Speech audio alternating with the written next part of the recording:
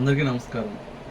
నేను గత 2 రోజుల నుంచి వీడియో చేయలేకపోయాను. ఎందుకంటే కొన్ని ఇంపార్టెంట్ జాతకాలు ఉండటం వల్ల నేను అవి చూసే ఒక పనిలో నిమగ్నం అవ్వడం వల్ల నేను మీకు వీడియోస్ పెట్టలేకపోతున్నాను.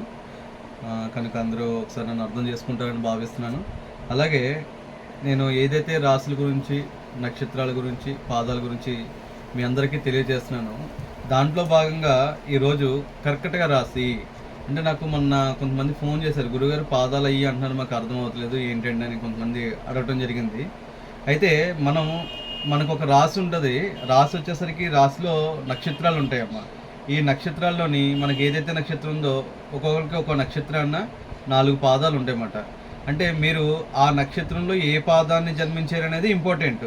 కానీ ఇక్కడ మీరు ఏం చూసుకుంటున్నారు, నా రాశి నక్షత్రం అంటున్నారు తప్ప పాదం అనేది దాని జోలికి మీరు వెళ్ళలేదు. అంటే పాదం అనేది మెయిన్ ఇంపార్టెంట్. ఏ పాదంలో మీరు జన్మించారనేది ముందుగా తెలుసుకోవాలన్నమాట.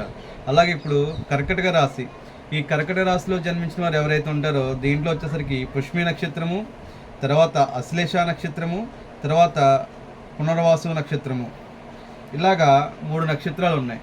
ఈ 3 నక్షత్రాల్లో సంబంధించినటువంటి పాదాలు, ఆ పాదాల్లో జన్మించినటువంటి మీ యొక్క జాతకరీత్యా మీకు ఏదైతే ఆలయము, ఉపాలయాలు ఏవైతే ఉన్నాయో దాన్ని తెలియజేయడం కోసం ఈరోజు మళ్ళీ మీ ముందుకు తిరిగి రావడం జరిగింది.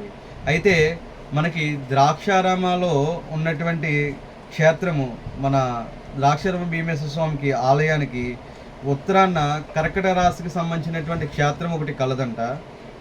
ఆ క్షేత్రం ఏంటంటే ఉత్తరాన సోమేశ్వర స్వామి ఆలయానికి సంబంధించినటువంటి క్షేత్రం ఇది. ఈ ఉపాలయాలన్నీ కూడా ఉత్తరానే ఉన్నటువంటి సోమేశ్వర స్వామికి ఈ యొక్క ఏదైతే క్షేత్రాలు ఉన్నాయో అవి అంకితము చేయబడి ఉన్నాయి.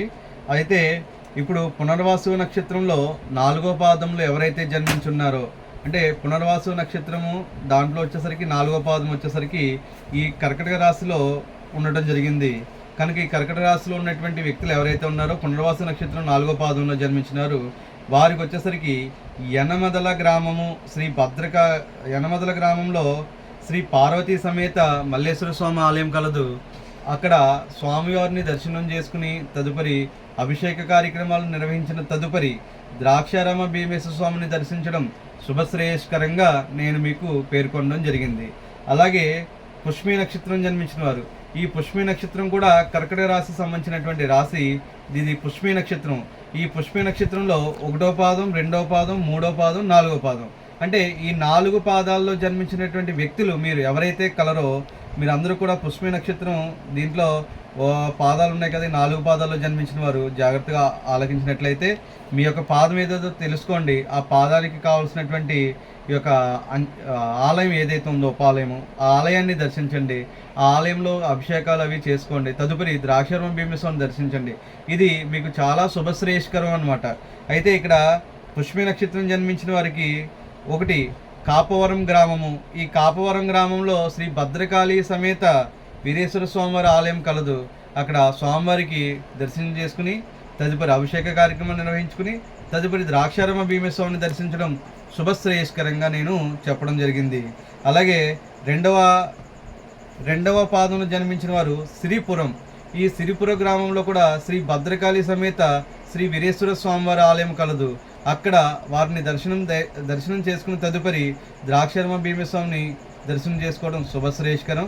ఇలాగా మీ యొక్క పాదాలకు సంబంధించినట్టు ఉపాలయాలని మీరు ఖచ్చితంగా తెలుసుకుని మీరు ఇవన్నీ పాటించినట్లయితే మీ జాతకంలో ఉన్నటువంటి ఏదైతే దోషాలు ఉన్నాయో ఈ దోషాలు మీ సమస్యల నుంచి కూడా మీరు బయటపడతారని నేను తెలియచేయదలుచుకున్నాను. అలాగే 3వ పాదంలో జన్మించిన వారు వేలంగి గ్రామంలో శ్రీ బాల త్రిపురి సుందరి సమేత శ్రీ భవానీ శంకర స్వామివారి యొక్క దేవాలయం కలదు.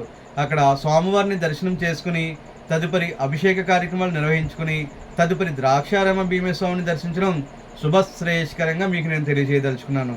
అలాగే 4వ పాదంలో ఈ కర్కటక రాశి పుష్మి నక్షత్రం 4వ పాదం.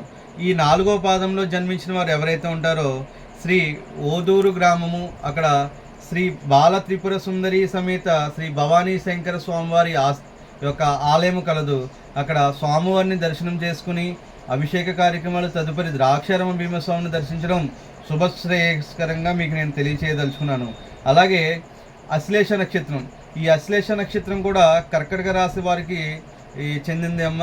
ఈ అశ్లేష నక్షత్రంలో కూడా 1, 2, 3, 4 పాదముల్లో జన్మించిన వారు ఎవరైతే ఉంటారో వారందరూ కూడా తప్పకుండా ఈ యొక్క ఆలయ దర్శనం చేసుకుని మీ యొక్క దోషాల యొక్క పరిహారాలు చేసుకుంటే చాలా శుభప్రదమని మీకు నేను తెలియజేయదలుచుకున్నాను. ఈ అశ్లేష నక్షత్రం జన్మించిన వారు 1వ పాదంలో ఎవరైతే జన్మించారో వారికి అక్కడ దోమాడ అనే గ్రామము శ్రీ ఉమా సమేత శ్రీ రామలింగేశ్వర స్వామివారి ఆలయం కలదు. అక్కడ ఉమా సమేత శ్రీ మార్కండేయ స్వామివారి ఆలయం కలదు. అక్కడ స్వామివారిని దర్శనం చేసుకుని అభిషేక కార్యక్రమాలు చేసుకుని తదుపరి ద్రాక్షారం భీమస్వామిని దర్శించడం శుభశ్రేయస్కరంగా మీకు నేను తెలియచేయదలుచుకున్నాను. అలాగే 2వ పాదంలో ఎవరైతే జన్మించి ఉన్నారో వీరు శ్రీ శ్యామలాంబ సమేత శ్రీ సోమేశ్వర స్వామి ఆలయం కలదు. అది ఎక్కడుందంటే పెద్దపూడి గ్రామంలో, అంటే మావిడాడ మండలం పెద్దపూడి గ్రామంలో శ్రీ శ్యామలాంబ సమేత శ్రీ సోమేశ్వర స్వామి ఆలయం కలదు. అక్కడ స్వామివారిని దర్శనం చేసుకుని తదుపరి ద్రాక్షారం భీమేశ్వరాన్ని దర్శించడం శుభశ్రేయస్కరంగా ఈ అశ్లేష నక్షత్రం జన్మించిన వారు 2వ పాదంలో పుట్టిన వారికి నేను తెలియచేయడం తెలుసుకుంది. అలాగే 3వ పాదంలో ఎవరైతే జన్మించి ఉన్నారో ఈ అశ్లేష నక్షత్రం 3వ పాదంలో జన్మించిన వారు ఈ గండ్రేడు గ్రామము శ్రీ ఉమా సమేత శ్రీ సోమేశ్వర స్వామి యొక్క ఆలయం కలదు. అక్కడ స్వామివారిని దర్శనం చేసుకుని తదుపరి ద్రాక్షారామ భీమస్వామిని దర్శించడం శుభశ్రేయస్కరమని మీకు నేను తెలియజేయదలుచుకున్నాను. అలాగే 4వ పాదంలో జన్మించిన వారు ఈ అశ్లేష నక్షత్రము కర్కట రాశి 4వ పాదంలో జన్మించిన వారు ఎవరైతే ఉంటారో వారు మామిడాడ గ్రామము, అంటే మామిడాడ అంటే గొల్లల మామిడాడ గ్రామం అని ఉన్నది. అక్కడ శ్రీ మాణిక్యాంబ సమేత శ్రీ భీమేశ్వర స్వామి యొక్క ఆలయం కలదు. అక్కడ స్వామివారి దర్శనం చేసుకుని అక్కడ అభిషేక కార్యక్రమాలు చేసుకుని తదుపరి ద్రాక్షారామ భీమస్వామిని దర్శించడం శుభశ్రేయస్కరంగా నేను తెలియచేయదలుచుకున్నాను.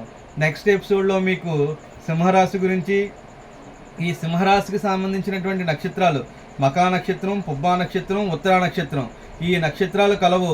ఈ నక్షత్రాల్లో ఏ అయితే పాదాలు ఉన్నాయో ఆ పాదాల్లో జన్మించిన వారికి ఏ అయితే ఉపాలయాలు మీకు మంచిదో, ఏ ఉపాలయాలను దర్శించుకున్న తర్వాత ద్రాక్షారామ భీమస్వామిని దర్శించడం శుభశ్రేయస్కరము మీకు నెక్స్ట్ ఎపిసోడ్లో తెలియచేయదలుస్తానని నేను మీకు ఈ విధంగా నేను చెప్పదలుచుకున్నాను. అలాగే మొన్న 2 రోజుల నుంచి నేను వీడియో మీకు పెట్టలేనందుకు కూడా నేను చింతిస్తున్నాను. ఎందుకంటే నాకు కొన్ని జాతకాలు ఇవన్నీ ఎక్కువగా ఉండటం వల్ల నేను మీకు వీడియోస్ చేయలేకపోయాను. నెక్స్ట్ ఎపిసోడ్లో మీకు నేను మరిన్ని వివరాలు అందిస్తానని తెలియజేసుకుంటూ సెలవు తీసుకుంటాను.